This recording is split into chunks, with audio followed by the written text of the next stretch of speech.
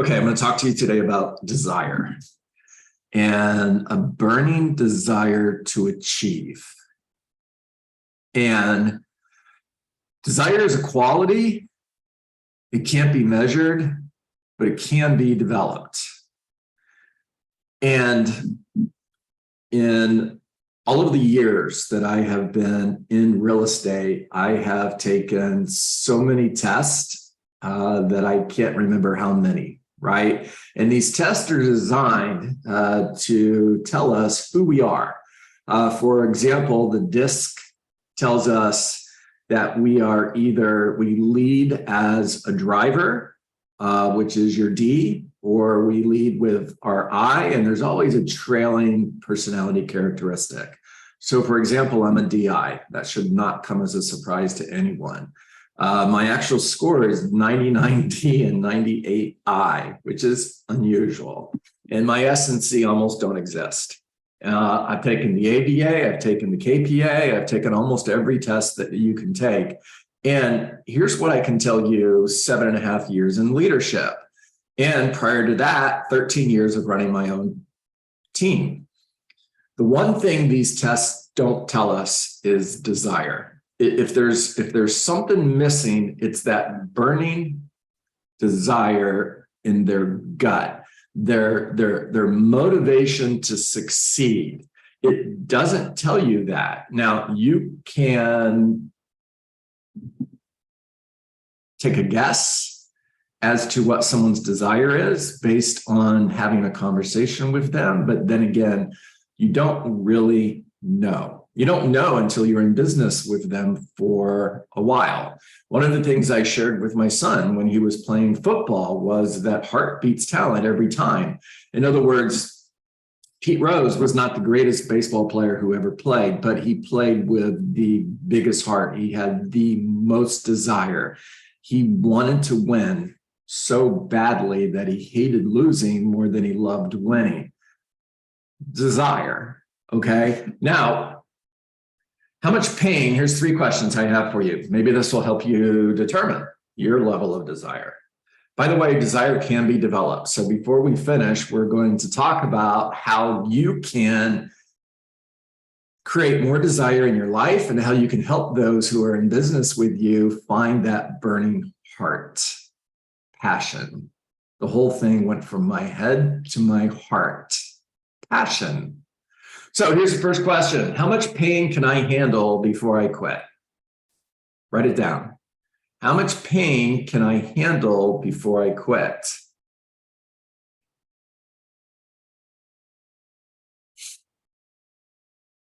I think about, and for those of you who are newer to Rainmaker training and coaching, you're going to get a lot of sports analogies. It's just who I am. Once a jock, always a jock.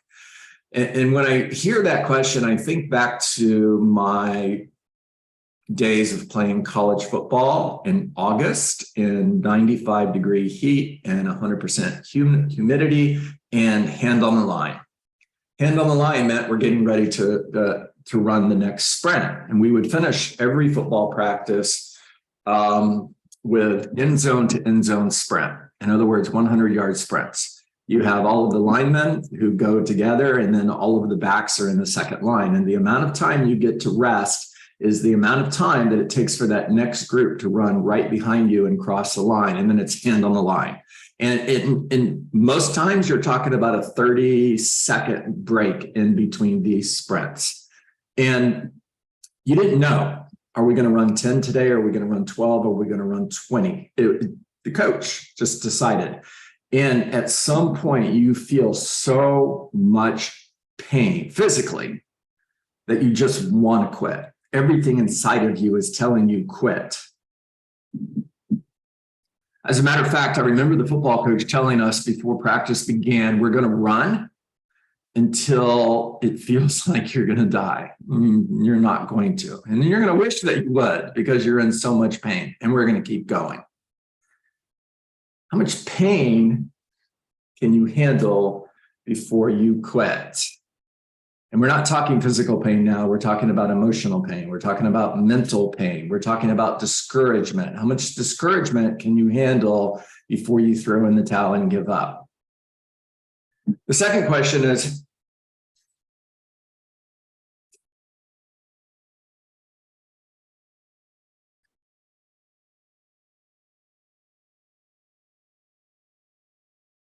how many challenges can I put up with before I stop, go home, and lay down?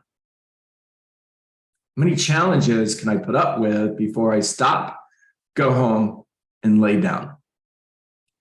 How many of you have sat on the couch with that deer in the headlight look and just turned on the TV and said, I give up. I'm just going to sit here and watch TV. I stopped, I went home, and I laid down, versus staying in the fight until you got the result that you wanted to get that day. How many challenges can I put up with before I stop, go home, and lay down? Here's the third question I want you to ask. How many no's am I willing to accept on my way to success? How many no's am I willing to accept on my way to success? It's a good question. Do you know the answer? Now, if you're like me, your blink response is as many no's as it takes. I'm never going to stop. Okay, I get that. That's awesome. And that could be a great affirmation moving forward. However, before you move on, look in the rearview mirror and ask yourself,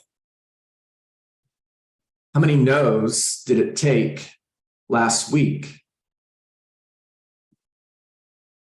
before I stopped? How many no's did I accept on my way to success last week, the week before, a month ago? Now, if the answer to that question is I haven't done really well, actually, if I looked at the last couple of weeks, I'm that person who went home and laid down. Okay, that's fine. And you can make a change today. Like that. A lot of people think change takes time. It doesn't. It's immediate. But there's a big difference between deciding to change and actually making a change. Intention means absolutely nothing without action. Intention without action is the same thing as no intention at all.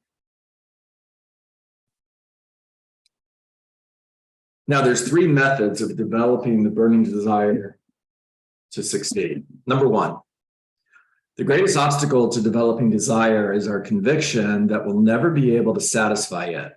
The greatest obstacle to developing desire is our conviction that we're never going to be able to satisfy it.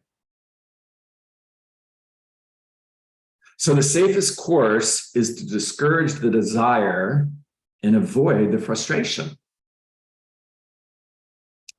John Galbraith, Galbraith, if you want to look it up, calls this process accommodating to poverty. Accommodating to poverty. And he points out that people always choose the economic level they'll accept. Now, for those of you who have attended BOLD a year ago, 2 years ago, 3 years ago, I don't think this exercise is there anymore, and it used to be, and it should be. And what I'm talking about is the financial thermostat exercise. It's your level of comfort when it comes to the level of success that you reach in life based on your history. And we all have a financial thermostat. It's a point where we reach a point where we're getting out of our comfort zone. Okay, we're getting out of our comfort zone, which means we're getting to a level of success that we've never experienced in our life. And that financial thermostat holds us back. It's accommodating to poverty. It points out that people always choose the economic level they'll accept. You are constantly in the process of schooling yourself to accept the level of prosperity that you have, or you're exerting extra effort to get more.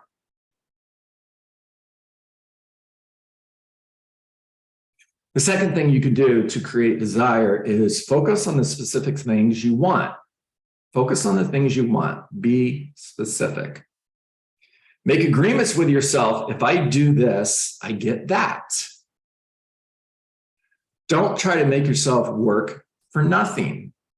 Now, I'm like you are. I've got this conditioning that exists in me, and I'm hearing my parents say, be grateful for what you have versus wanting more. Wanting more is greed. Money is the root of all things evil. And I'm going to ask you, is it possible that that conditioning is part of your financial thermostat? The answer is yes. And change the way you look at things you look at change. And then I'm going to ask you, if you were massively successful, if you could double, triple your business in the next 3 years and double and triple the amount of money that you're making, it's not bad, okay? Change the way you're looking at things you look at change, double the amount of money that you're making. What could you do to help others? How could you change the world with the money that you have? Diane shared with us this earthquake in Turkey and horrible circumstances that people are living with. How many of you wish you had more money in the bank right now so that you can help them? And the only reason you're not is you don't. What if you did? What would you do?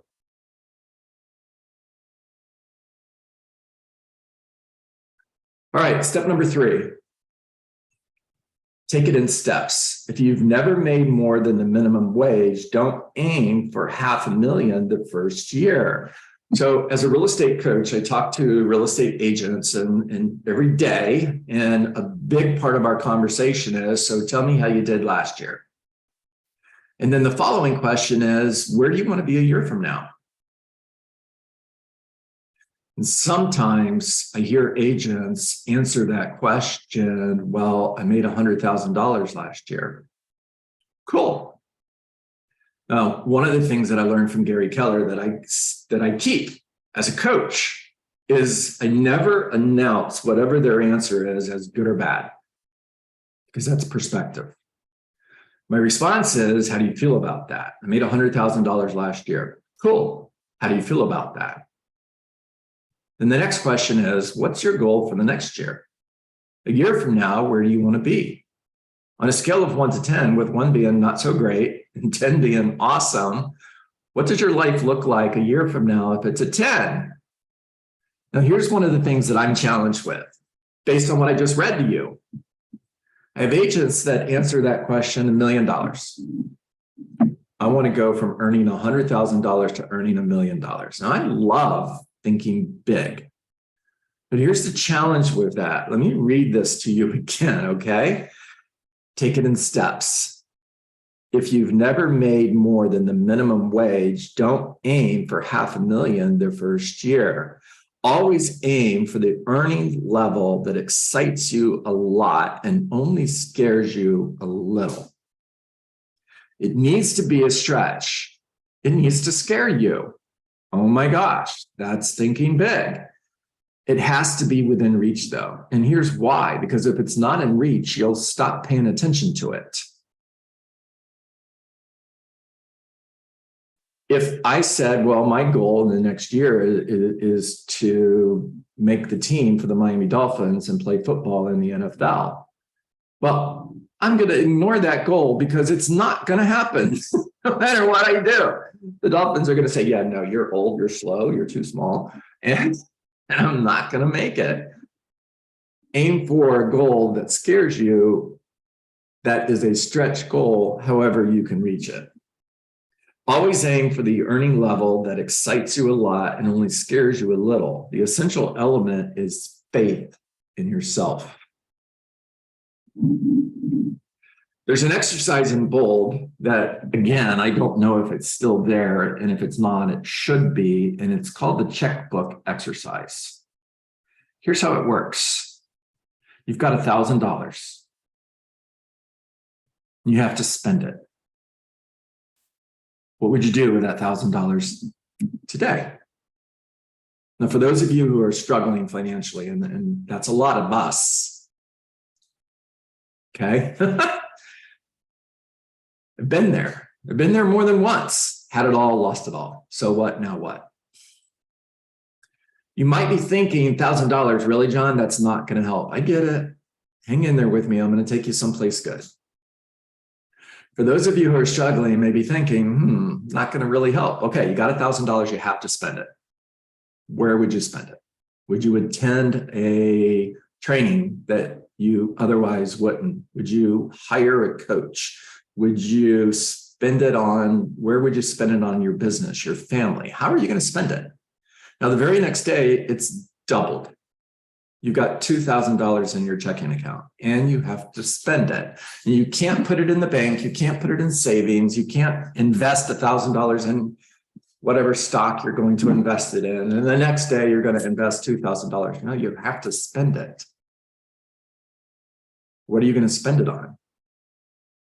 And the next day you have $4,000. And the next day you have $8,000. The next day you have 16, and then 32, and then 64, and then 128, and so on, and so on, and so on. And you have to spend it. How far can you go in this exercise before you run out of ideas where you would spend the money? At that moment, you've reached your financial thermostat. You're at a point where now we're getting out of comfort zone. It gets to $1 million. What are you going to do? Well, I have no idea, because the thought of having $1 million to spend has never entered my mind. What if it did? What would you do? Who would you help? What difference would you make in the life of someone whose life you're not making a difference in today? Where are you on a scale of 1 to 10 when it comes to burning desire in your gut? All right, take your rest off mute. Talk to me.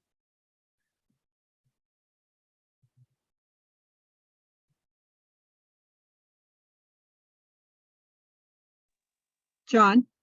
Talk to me, Diane.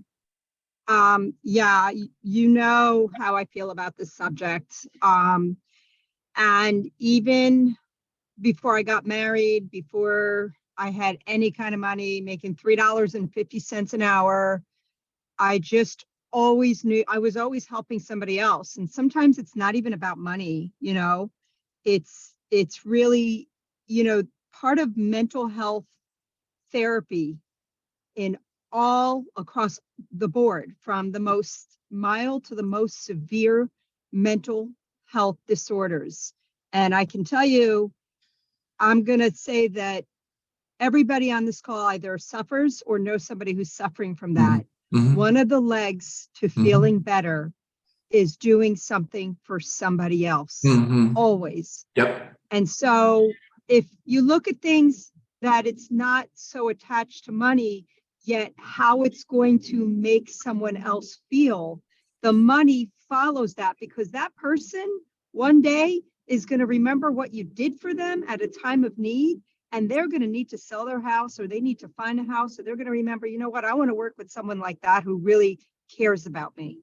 And that's, I wasn't a realtor at 17 or 18 or 19 years old. It's just human nature. So no matter what business you're in, if you treat others, humanely, it will come back in spades. Love it.